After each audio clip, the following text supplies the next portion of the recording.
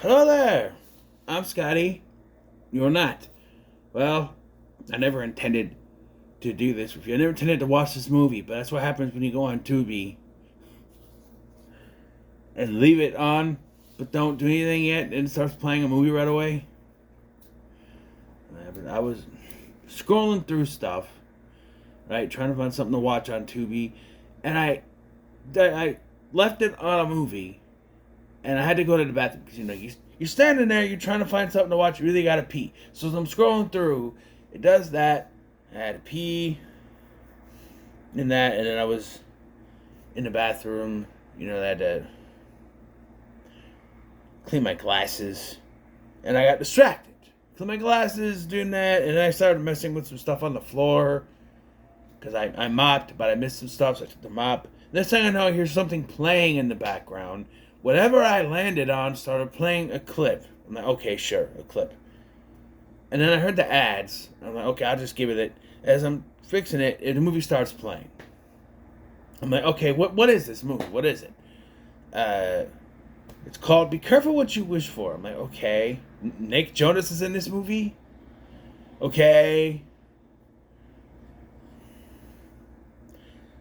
I didn't realize till the end of this movie that I had actually seen a clip of this on Instagram.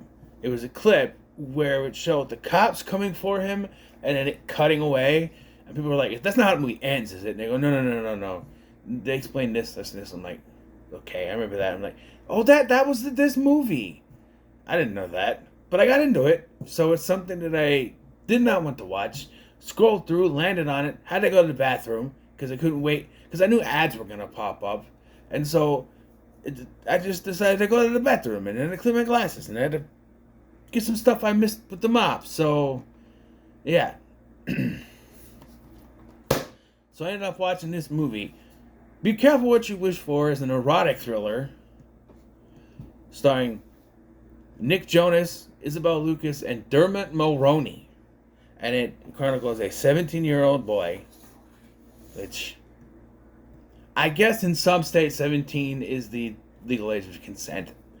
I guess they don't really say 17 in the movie, but according to Wikipedia, he's 17. I don't know. Nick Jonas was 23 when he filmed this, and he has an affair with an older woman played by Isabel Lucas, and it gets out of hand. It's basically, if you've seen Wild Things or Blown Away with Corey Haim and Nicole Eggert, you've seen this movie. Apparently, it's a pseudo remake of a movie, was it Caged Heat or something like that from the 1981, something like that. I don't know. Not Red Heat with Arnold Schwarzenegger because there's no Russians here. It's also got Paul Sorvino in it, and what it is that Nick Jonas or Dougie and his family are coming to spend time on this in this small town, coastal town, and it just so happens that a rich guy, Dermot Mulroney, and his wife have rented this house to stay in while they're there. And most notably, the husband is absent, as all erotic thrillers do. Stuff happens. Yeah. So, for accidentally stumbling onto it when I was trying to finish cleaning the bathroom,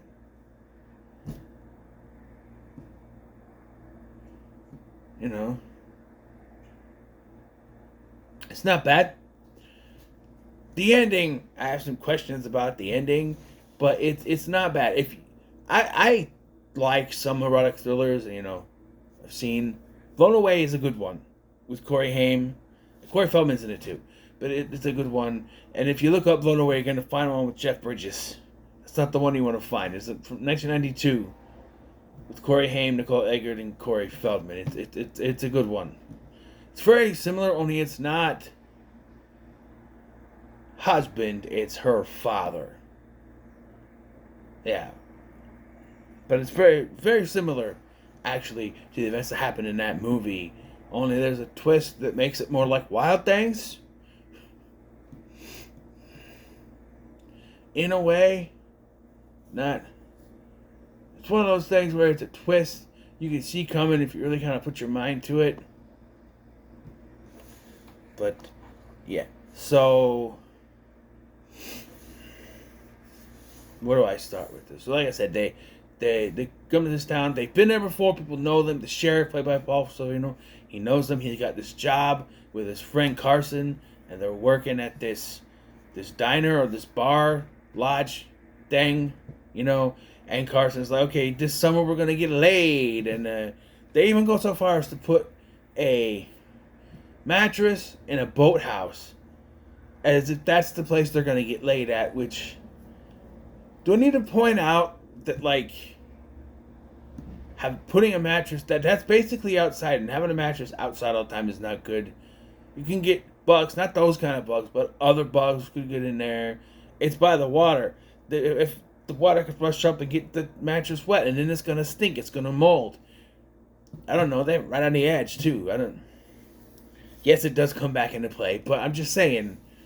Yeah. So,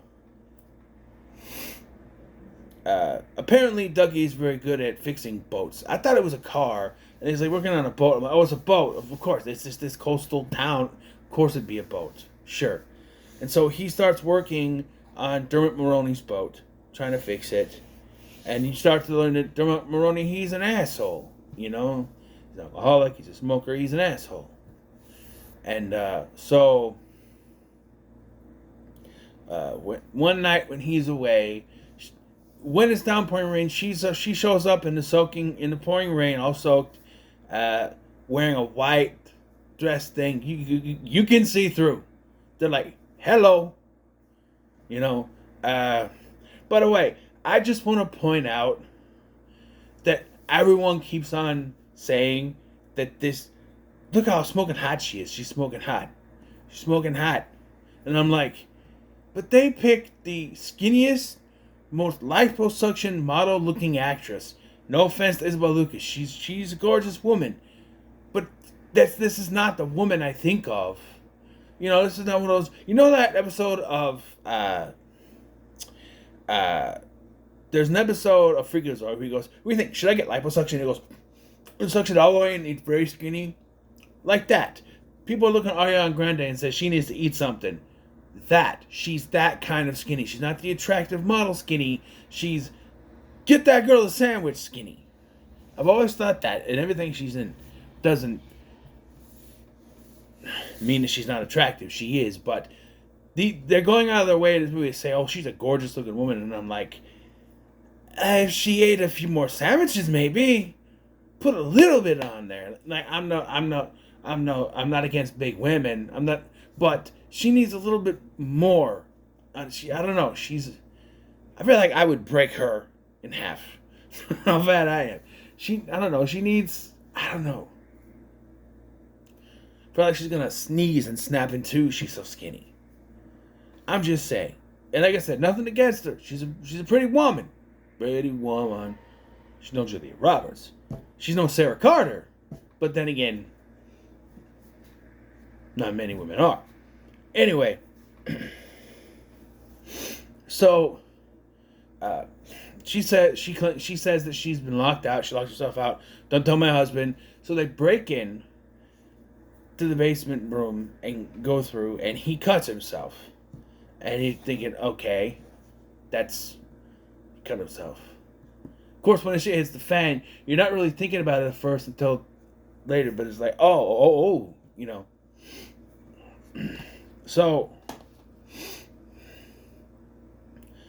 things get to the hanky-panky end, and they get to going at it. It's one of those things, there's not really nudity. I mean, you get a couple ass shots from both of them.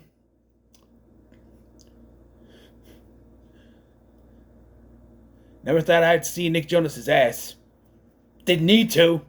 But there it is. Tell you what, for a skinny woman, she's got a nice ass. I'll just say that. If that is her, not a stunt ass. You know.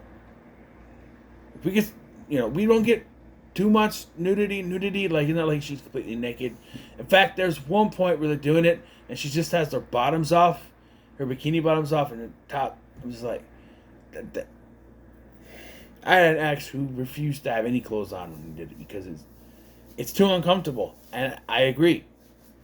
Maybe a guy can have a shirt on or something. I don't know. A shirt maybe is not that uncomfortable, but a bra or a bikini top would be. I'm just saying. But yeah, they get the hankety pankety. Apparently, they did it 3 times that night. The stamina of that guy. But yeah, and she's like, well, he's like, I should leave. She goes, what? Or she's like, she says he should leave. He's like, I don't know. Well, because like, what if the husband showed up and is like, hey, I'm home, and yeah, it gets to the point where they're sneaking around. Like at one point, like they're sneaking around. At one point, they're at the corner store or something, and she lures him to the back. Then they just start doing it. Then the husband shows up and is like, hey, and is like, and then she had to pretend she was in the bathroom. So it all comes to a head. So first of all, I want to point out this because I never go back to this, and I thought they would. The whole time, like she said, they're having like an affair or something, and at one point the gardener sees them.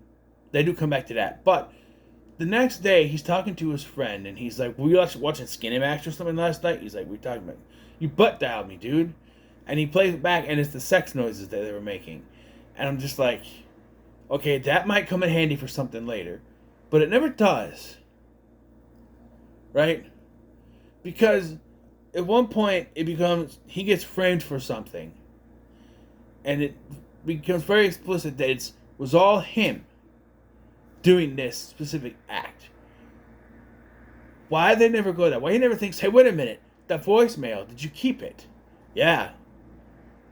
Because it's both of them having pleasure, not her screaming, get off me. I'm saying, we'll get to that. So, then one night, she calls him. And she says, I did something bad. It was an accident. He was getting violent with me, and I hit him with the fire extinguisher in self-defense. And I killed him. So, he decides the best thing to do is to clean up the mess. They take the body after a couple days, by the way, so it stinks in there. But like they clean up the mess. He takes the body, he puts it on the boat, and they make a point of showing you that every time they go to this boatyard, there's a security guard guy who has to check them in. So the security guard sees who he thinks is Dermot Mulroney, and he even tries to make it look like him by lighting a cigarette, because that's what Dermot Mulroney would do. And yeah, so he's clean. They find the boat. It looks like it's an accident, and we get a flashback to show us that he set it all up as it was like an accident, a fire, all that thing. Sure. And then it all comes crashing down. This insurance lady shows up because apparently he has what was a $3 million insurance policy. Because they've been married for 3 years, it's now almost $10 million. So she's, I think it's $10 million or something like that now. She stands to get from this. And yeah. So she's in there, and it's Sue Snell from the first Carrie remake, 2002. The black lady. She was also Vicky in the first Children of the Corn remake, which I haven't covered, but I know she was in it. If you say this actress, you'd be like, oh yeah, her. She shows up, and she's this insurance investigator lady trying to figure out, or was she? We'll find out something later, but like trying to investigate the situation. She stands to, because it's like they make sure that it wasn't set up. So everything seems to be fine, and then all of a sudden, this shit hits the fan. So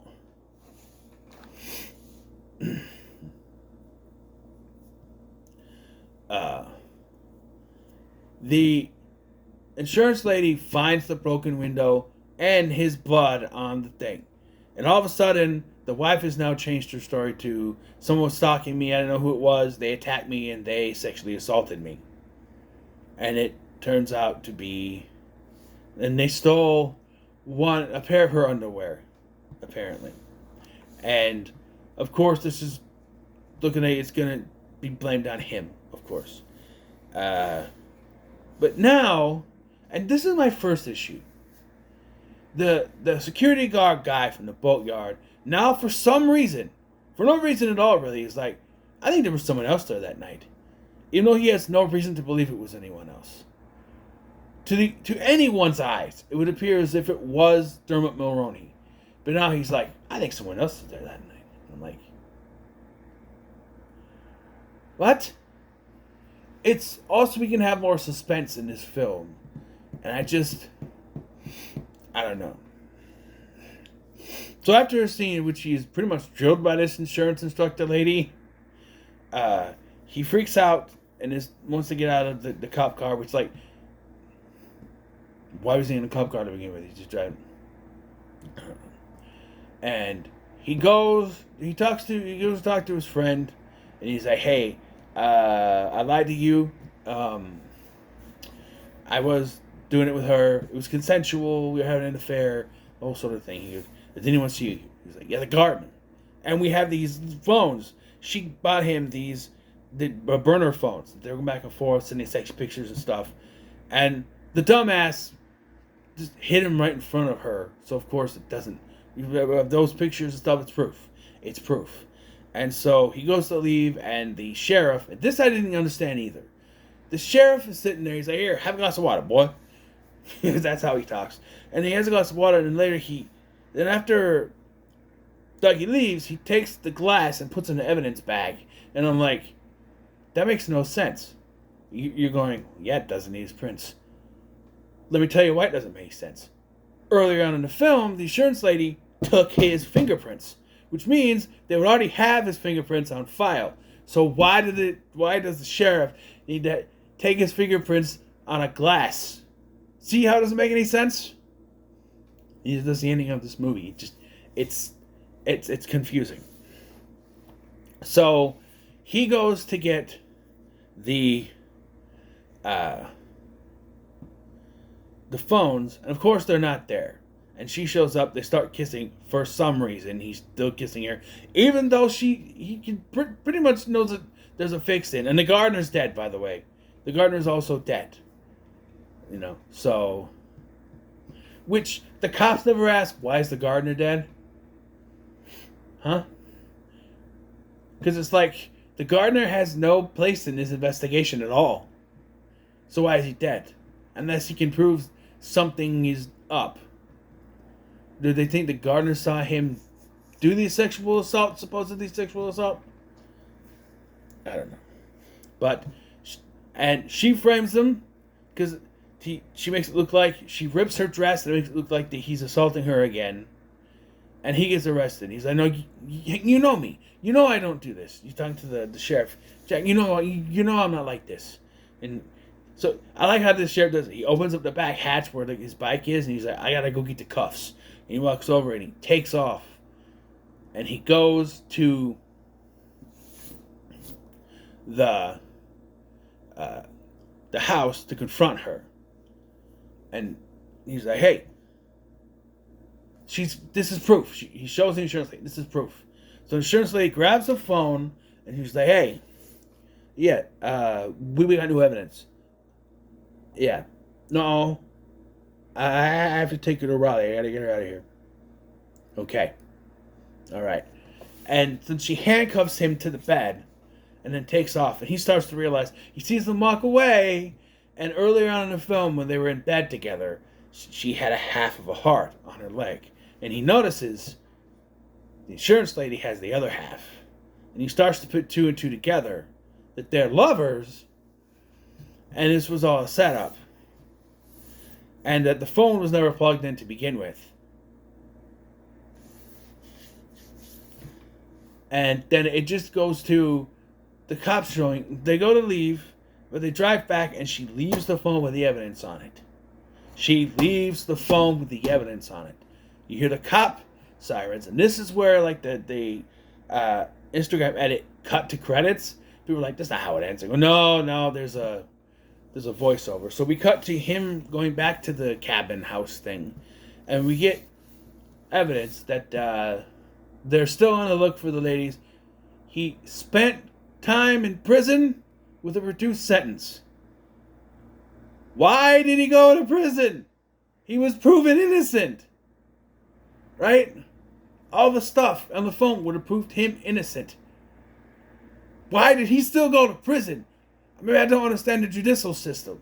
But evidence means he'd not go to prison, right? Evidence, proof he did not do what they said he is, mean he not go to jail. That's what Mama told me. Why he still go to jail? Why? It makes no sense. Why did he spend... Why? Maybe reduced sentence was like overnight. Or I could see being overnight. Or a couple of days while they figure this stuff out. But that's not what it seems like. And the Wikipedia article says he straight went to prison. For what? He's innocent. He's proven innocent. The proof is in the pudding. Or in this case, on the cell phone. It's proof. So why did he go to jail? I don't get it. I don't get why he went to jail. Doesn't make any sense to me. I don't get it. And someone please explain this to me because I don't understand. Why did he go to jail if he was proven innocent? If the proof on that phone would prove that everything that she said was a lie, why did he still go to jail? I guess he did cover up a murder. There's that. So I guess there's that, but he was tricked into doing that. I'm just saying. What's the charge? Aiding and abetting? Right? I guess that would be what that is. He didn't commit the crime, but he helped or cover it up. So I guess maybe you would get a sentence for that. I didn't think about that. I don't know. But this is a movie, and common sense in movies don't always, connect. So I could see in a movie how he could just be let go. This is one of the times where they actually do have common sense. I guess I didn't think of that. But, yeah. So, and that's really where the movie ends. Like, they got away with it. My question is, was she really an insurance lady, or was she just there to kind of... I think she was there to fix up the loose ends and make sure that he got in trouble with it, but then she had the Lena is her character's name. I'm calling her Isabel Lucas, but Lena had a change of heart. I think she really did love him. I think she fell for him, but she already had the plan and couldn't go back on it.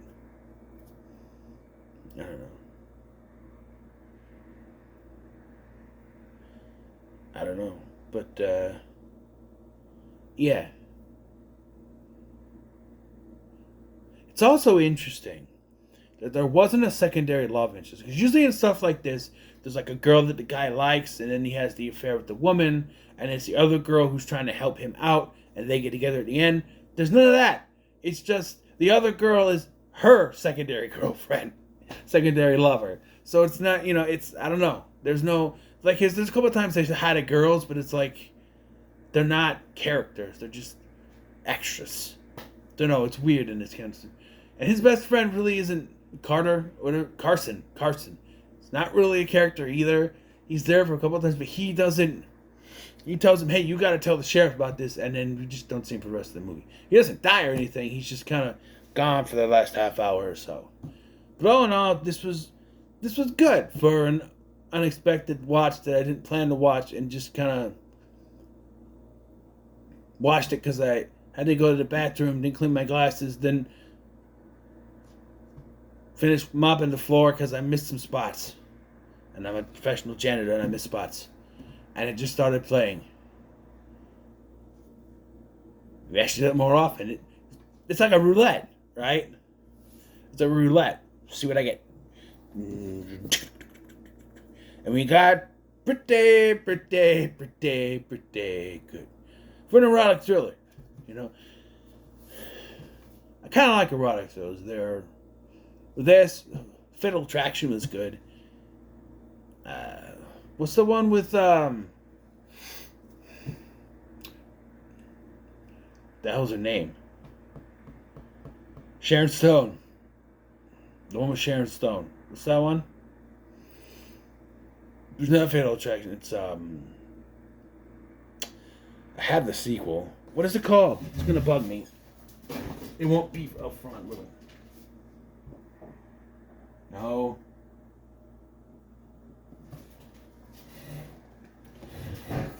Do I have it on the horror shelf? I don't know why I would, but in. No. I don't think it's on there.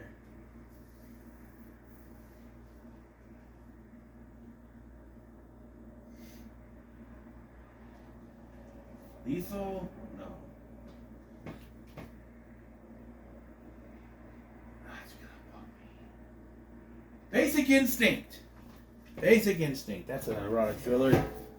That's the one. That one's okay. I like Fatal Attraction better. But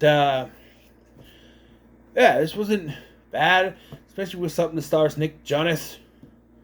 He's not a bad actor. I've said that before. Look at Jumanji. He's been in other things. He's not that bad. He's actually pretty good in this. Dermot Mulroney for playing the asshole. He's not bad either. Yeah. So what are your thoughts on Be Careful What You Wish For? I forgot the name of the damn movie. Like I said, I didn't mean to watch this movie. We're watching I've Been Sky and I'll see you in the next one.